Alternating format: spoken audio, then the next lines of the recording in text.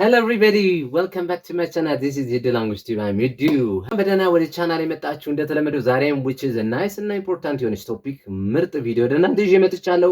ከባለፈው የቀጠለ ፓርት 2 ቪዲዮ ናል ማለት ነው። እንግዲህ ባለፈው እንዳወራነው 10 ውጭ ሀገራት ምንም እንግሊዘኛን ሳናቅና ሳንናገር ብንሄድ ምን አይነት ቃላቶችን እንዴት መግባባትስ እንችላለን፣ ምን አይነት ቃላቶችን የእንግሊዘኛ ወርዶችን ማወቅ አለብን የሚለውን አሳይቻችሁ ነበር። ዛሬ ደግሞ ፓርት 2 ይቀጥላል ማለት ነው። ወደ መጀመሪያው ቪዲዮ ቀጥታ ገባለሁ።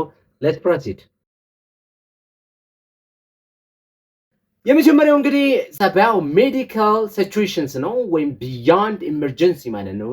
የህክምና ሁኔታዎችን በተመለከተ ማወቅ ያሉብን ቃላቶች አሉ። አንድ ሰው ሀገር በምንሄድ ሰዓት እነዚህ ወሳኞች ናቸው። ለምሳሌ ፋርማሲ ማለት ሄደን መድኃኒት የምንገዛበት እንደሆነ ማወቅ አለብን። ፔን ደግሞ ህመም ነው ማለት ነው። ፊቨር ትኩሳት ነው። ሄዴክ ደግሞ የራስ ምታት ነው። ስቶማቼክ ደግሞ የሆድ ህመም ነው ማለት ነው። እንዲሁም ደግሞ ፕሪስክሪፕሽን ሐኪም ትእዛዝ ማለት ነው። እንዲሁም ባንዴጅ ደግሞ የምንጠቀለልበት እንደሆነ ማወቅ አለብን ማለት ነው። እነዚህ ቁልፍ የሆኑ ቃላቶች ናቸው ማለት ነው። በእነዚህ ለምሳሌ ምን ልናወራ እንችላለን የሚለውን ደግሞ ላሳያችሁ። ለምሳሌ ትኩሳት ወይም ሳል አለኝ ስትሉ እንዴት ነው ህመማችሁን ስትገልጹ? I have a fever or cough ነው የምትሉት። I have a fever or cough ብላችሁ ትገልጻላችሁ ማለት ነው። ወይም ደግሞ በአቅራቢያው ያለው ፋርማሲ የት ነው፣ እዚህ አካባቢ በአቅራቢያው ያለው ፋርማሲ የት ነው ብላችሁ መጠየቅ ቢኖርባችሁ እንዴት ነው የምትሉት ነው። where is the nearest pharmacy ብላችሁ የምገልጽ ይሆናል ማለት ነው። ፔንኪለር መድኃኒት እፈልጋለሁ፣ የህመም ማስታገሻ ለዚህ አለርጂ ማለት ብትፈልጉ ለምሳሌ ወይም ላለብኝ አለርጂ ማስታገሻ መድኃኒት እፈልጋለሁ ስትሉ እንዴት ነው? I need a painkillers medicine for allergy ትላላችሁ ማለት ነው። I need painkiller or medicine for allergy ብላችሁ ትገልጻላችሁ ማለት ነው። በዚህ መልኩ የኔን የማወራውን ቋንቋ የሚናገር ዶክተር አለ ማለት ብትፈልጉ እንዴት ነው የምትሉት? Is there a doctor who speaks Amharic ወይም ደግሞ your language ማለት ነው። so is there a doctor ብላችሁ የምትናገሩትን ቋንቋ ትጠቅሳላችሁ ማለት ነው። የሚናገር ሐኪም አለ እያላችሁ እንደሆነ እንድታውቁ ነው ማለት ነው። ወደ ሁለተኛው ሲሄድ ደግሞ second one is hotel and accommodation ነው ወይም ሆቴል እና ከመጠለያ ጋር የተገናኙ ቃላቶችን ማወቅ ያስፈልጋል። for example reservation ማለት እንግዲህ ቦታ ማስያዝ እንደሆነ ማወቅ አለባችሁ። check in ተመዝግበዋል ለማለት ነው። just check ለማለት check out ደግሞ check ማድረግ ነው ማለት ነው። ዋይፋይ ነው። ታወል ፎጣ ነው ማለት ነው። ፒሎ ትራስ ነው። ኤር ኮንዲሽነር ደግሞ የአየር ማቀዝቀዣ የሚሉትን ወሳኝ ቃላቶች ማወቅ አለባችሁ በሆቴል ውስጥ። ለምን ብዙ ጊዜ እነዚህ ሊገኙ ስለሚችሉ ማለት ነው። ወይም ደግሞ ለምሳሌ በከሌ ስም የተያዘልኝ ቦታ ይኖራል ብላችሁ መጠየቅ ሲፈልጉ do I have a reservation under ብላችሁ ስሙን ትጠቅሳላችሁ። under this name ብላችሁ ነው የምትገልጹት ማለት ነው። ስለዚህ እንደዚህ አይነት ቃላትን ለማውራት ይጠቅማሉ ማለት ነው። my room is too hot ወይም my room is too cold ትላላችሁ። ክፍሌ በጣም ይሞቃል ወይም ቀዝቃዛ ነው ስትሉ ማለት ነው። or ደግሞ can I get extra blankets ተጨማሪ አንሶላ ማግኘት እችላለሁ ብላችሁ መጠየቅ ስትፈልጉ can I have an extra blanket ብላችሁ ትገልጻላችሁ። ለምሳሌ ስንት ሰዓት ነው ቁርስ ማለት ብትፈልጉ what time is breakfast ትላላችሁ። what time is breakfast ቁርስ ስንት ሰዓት ነው እያላችሁ ነው ማለት ነው። or ደግሞ መታጠቢያው እየሰራ አይደለም፣ መታጠቢያው አይሰራም ስትሉ እንዴት ነው ማለት ነው? the shower isn't working ትላላችሁ ማለት ነው። በዚህ መልኩ ትገልጻላችሁ ማለት ነው። alright ሌላ ሶስተኛው ደግሞ ትራንስፖርቴሽን ወይም ዲቴይልድ ነው። ጉዞ ጋር የተገናኙ ቃላቶችን ማወቅ እንደሚያስፈልግ ባለፈው ማውርተናል። ለምሳሌ ሰብዌይ ማለት ባቡር እንደሆነ፣ እንዲሁም ሜትሮ ማለት ሜትሮ እንደሆነ፣ ፕላትፎርም ኢዝ መድረክ የሆነ መድረክ ማለት ነው። የጊዜ ሰሌዳ ታይም ቴብል እንደሚባልና ዲሌይ ደግሞ መዘግየት እንደሆነ፣ ላጌጅ ሻንጣ እንደሆነና እንዲሁም ሴት ደግሞ መቀመጫ እንደሆነ ማወቅ አለባችሁ እነዚህን ቃላቶች ማለት ነው። ከትራንስፖርት ጋር ስትጠቀሙ ምን አይነት ቃላቶችን ልትጠቀሙ እንደምትችሉ ደግሞ ላሳያችሁ። ባጭሩ የሆነ ትራንስፖርቴሽን ውስጥ ለምሳሌ ወንበሩ ተይዟል ስትሉ is this seat taken ትላላችሁ። ወንበሩ ተይዟል እያላችሁ ነው። ኦር ደግሞ ይህ አውቶቡስ ወደዚህ አካባቢ ይሄዳል እንዴ ብላችሁ መጠየቅ ብትፈልጉ does this bus go to ብላችሁ your locationአችሁ does this bus go to or does this train go to ብላችሁ ባቡርም ከሆነ ብላችሁ አድራሻውን ትጠቅሳላችሁ ማለት ነው። እዚህ ቦታ ላይ ለመድረስ ስንት ፌርማታ ይቀርባል ስትሉ how many stops to this place ብላችሁ ቦታውን ነው የምትጠቅሱት ማለት ነው። ቦርሳዬ ጠፍቷል አውሮፕላን ማረፊያ ውስጥ ምናምን ማለት ስትፈልጉ my bag is lost at the airport ባቡር ስቴሽን ውስጥ ከሆነ my bag is lost at the train station ትላላችሁ ማለት ነው። እንዲህ ያላችሁ ታወራላችሁ። or ባቡሬ አመለጠኝ፣ የሚቀጥለው ባቡር የት ነው የሚሄደው ብላችሁ መጠየቅ ብፈልጉ ለምሳሌ እንዴት ነው አይ ሚስድ ማይ ትሬን ዋትስ ዘ ኔክስት ዋን ብላችሁ ትገልጻላችሁ በዚህ መልኩ ማለት ነው። ራይት ነምበር 4 ኢዝ ሾፒንግ ኤንድ ክሎዚንግ እንዲሁም ሳይዝ ነው ማለት ነው። ስለ ግብይት፣ ስለ ልብስና ስለ መጠኖች ስታወሩ እነዚህን ቃላቶች ማወቅ ግድ ይላችኋል።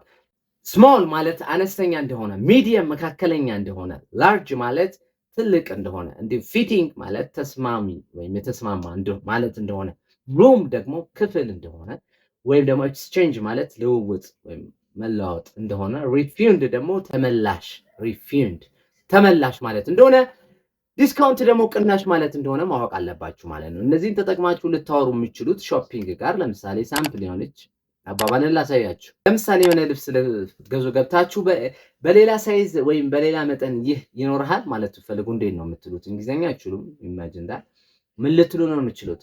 do you have this in a smaller size ብላችሁ ትገልጻላችሁ። ወይም ደግሞ ይህን መሞከር እችላለሁ ማለት ትፈልጉ can I try this on ትላላችሁ። can I try this on ብላችሁ ትገልጻላችሁ ማለት ነው። አልሆነኝም ማለት ብትፈልጉ እንዴት ነው? ለምሳሌ it doesn't fit ትላላችሁ ማለት ነው። ወይም ደግሞ ቅናሽ ይኖርሃል ስትሉ እንዴት ነው? በዚህ ቅናሽ ይኖርሃል ልብስ ሊሆን ይችላል። something do you offer discount ብላችሁ ትገልጻላችሁ ማለት ነው። ስለዚህ በእንደዚህ አይነት ሁኔታ እነዚህን መጠቀም ይቻላል በሰው ሀገር ላይ ብትሆኑ ማለት ነው። alright number 5 is tech and connectivity ነው። ቴክ እና ከግንኙነት ጋር የተገናኙ ቃላቶችን ማወቅ በጣም ያስፈልጋል። ዋይፋይ ኢዝ ዋይፋይ እንደሆነ፣ ፓስወርድ ማለት የይለፍ ቃል እንደሆነ፣ እንዲሁም ቻርጅ ማለት ባትሪ ማድረጊያ ቻርጀር እንደሆነ ማወቅ አለባችሁ። እንዲሁም ሲም ካርድ እንደሆነ ታውቃላችሁ። ዳታ ኢዝ ዳታ እንደሆነ፣ ሮሜኒንግ ሚንስ እንቅስቃሴ ማለት እንደሆነ ማወቅ ይጠበቅባችኋል ማለት ነው። እነዚህን ቃላቶች ተጠቅማችሁ ንግግርን ልታደርጉ ትችላላችሁ በተከታዩ መልኩ ማለት ነው። ለምሳሌ እነዚህ አይነት ቃላቶች የሚጠቅሟችሁ እንደነዚህ አይነት ወሬዎችን ለማውራት ነው። ፎር ኤግዛምፕል የዋይፋይ የይለፍ ቃል ወይም የዋይፋይ ፓስወርድ ምንድን ነው ማለት ስትፈልጉ እንዴት ነው የምትጠይቁት ሰውን ነው። ዋትስ ዘ ዋይፋይ ፓስወርድ ብላችሁ ትገልጻላችሁ ማለት ነው። ቻርጀር እፈልጋለሁ ስትሉ እንዴት ነው ማለት ነው። I need a phone charger ትላላችሁ።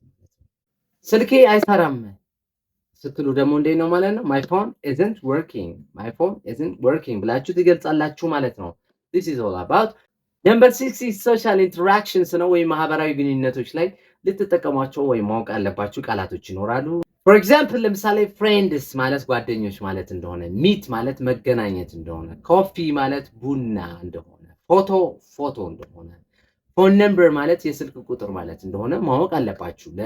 ግንኙነትን ለመፍጠር ወይም ኢንተራክሽን እንዲኖረን ለማድረግ ከጓደኞቻችን ጋር እነዚህ ቃላቶችን መስት ነው ለማለት ነው ማወቅ አለብን። ለምሳሌ እንዴት አንድ ላይ ፎቶ መነሳት እንችላለን ብላችሁ መጠየቅ ብትፈልጉ እንዴት ነው የምትሉት? can we take a photo together ብላችሁ ነው የምታወሩት ማለት ነው።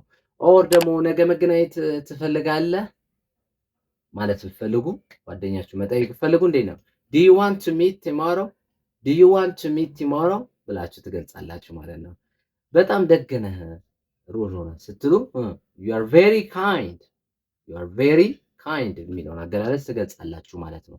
ይሄ ኢንተራክሽናችሁን very develop የሚያደርግ ኤክስፕሬሽኖች ናቸው ማለት ነው እነዚህ። number 7 is money and banking ነው። ገንዘብ እና ከባንክ ጋር የተገናኙ አገላለጾችን ደግሞ ላሳያችሁ። እነዚህን ከገንዘብ ነክ እና ከገንዘብ ነክ ጋር የሆኑ ቃላቶችን ማወቅ ግድ ይላል። for example ኤቲኤም ማለት የገንዘብ የሚወጣበት ማሽን እንደሆነ ማወቅ አለባችሁ። ከረንሲ ማለት የገንዘብ ምንዛሬ ማለት እንደሆነ ማወቅ አለባችሁ። ኤክስቼንጅ ማለት ልውውጥ ማለት እንደሆነ ማወቅ አለባችሁ። ኮሚሽን ማለት ያው ኮሚሽን እንደሆነ ማወቅ አለባችሁ። ፒን ደግሞ የሆነ ፒን ማለት ወይም ቁጥር ማለት እንደሆነ ማወቅ አለባችሁ። ደረሰኝ ደግሞ ምን ይባላል? ሪሲፕት ማለት እንደሆነ ማወቅ አለባችሁ ማለት ነው። እነዚህ ከገንዘብ ጋር ስታወሩ ሊጠቅማችሁ የሚችሉ ቃላቶች ናቸው እንደ መጀመሪያ ማለት ነው። For example የሆነ ቦታ ላይ imagine that you are somewhere so how can you ask where is the ATM ማለት ብትፈልጉ በአቅራቢያ ያለው ኤቲኤም የቱ ጋር ነው ማለት ብትፈልጉ how do you say that እንዴት ነው የምትሉት? where is the nearest ATM ብላችሁ በአቅራቢያ ያለው ኤቲኤም የቱ ጋር ነው ብላችሁ እየጠየቃችሁ ነው ማለት ነው። right የምንዛሬው ተመን ስንት ነው ብላችሁ የሆነ ሰው መጠየቅ ብትፈልጉ ምን የሚለውን ቃል ማወቅ አለባችሁ። ኤክስቼንጅ የሚለውን ቃል ማወቅ ግድ ነው ማለት ነው። ስለዚህ እንዴት ነው የምትሉት? ዋትስ ዘ ኤክስቼንጅ ሬት፣ ዋትስ ዘ ኤክስቼንጅ ሬት ብላችሁ ነው የምትገልጹት ማለት ነው። ራይት ሶ ካርድ አይሰራም ስትሉ ምንድን ነው? ማይ ካርድ ኢዝንት ወርኪንግ፣ ማይ ካርድ ኢዝንት ወርኪንግ ብላችሁ ትገልጻላችሁ ማለት ነው። ጥሬ ገንዘብ መክፈል እችላለሁ ብላችሁ መጠየቅ ፈልጉ እንዴት ነው? ካን አይ ፔይ ኢን ካሽ፣ ካን አይ ፔይ ኢን ካሽ ብላችሁ ትገልጻላችሁ ማለት ነው። እነዚህ ከገንዘብ ጋር ነክ የሆኑ ቃላቶች ናቸው ማለት ነው። ሶ ዩ መስት ኖው ኦል ዲስ ወርድስ ኤንድ ኤክስፕሬሽንስ ራይት። ነምበር 8 ኢዝ ዌዘር ኤንድ ክሎዚንግ ነው ማለት ነው። የአየር ሁኔታ ወይም ከአልባሳት ጋር የተገናኙ ቃላቶችን እንዴት እንደምንገልጹ ላሳያችሁ ደግሞ እነዚህ ማወቅ ግድ ይላል ማለት ነው። በስተ መጀመሪያ ላይ ሰው ሀገር በምትሆኑበት ሰዓት እነዚህን የማወቅ ግዴታ አለባችሁ። ካለዛ ግን no communication at all ማለት ነው። But if you know these all words, you are very need to speak and communicate with people, right? Will not be difficult that much if you know these all words. So that you have to know all this. ለምሳሌ ምንድነው ማወቅ አለባችሁ? መጀመሪያ ላይ umbrella ማለት ጃንጥላ እንደሆነ ማወቅ አለባችሁ። raincoat ማለት የዝናብ ልብስ እንደሆነ ማወቅ አለባችሁ። alright sunscreen means የፀሐይ መከላከያ እንደሆነ ማወቅ አለባችሁ። hot ማለት ደግሞ ሞቃት እንደሆነ ወይም ሙቀት እንደሆነ ማወቅ አለባችሁ። cold ደግሞ ቀዝቃዛ እንደሆነ ማወቅ አለባችሁ። forecast ደግሞ የአየር ትንበያ የሚሉትን ቃላቶች ማወቅ ግድ ይላል ስለ አየር ስታወሩ ማለት ነው። ለምሳሌ እንደዚህ ብላችሁ ልታወሩ ትችላላችሁ። for example ዛሬ ዝናብ ይዘንባል ብላችሁ ስትጠይቁ እንዴት ነው? ዛሬ ዝናብ ይዘንባል will it rain today፣ will it rain today ብላችሁ ትገልጻላችሁ።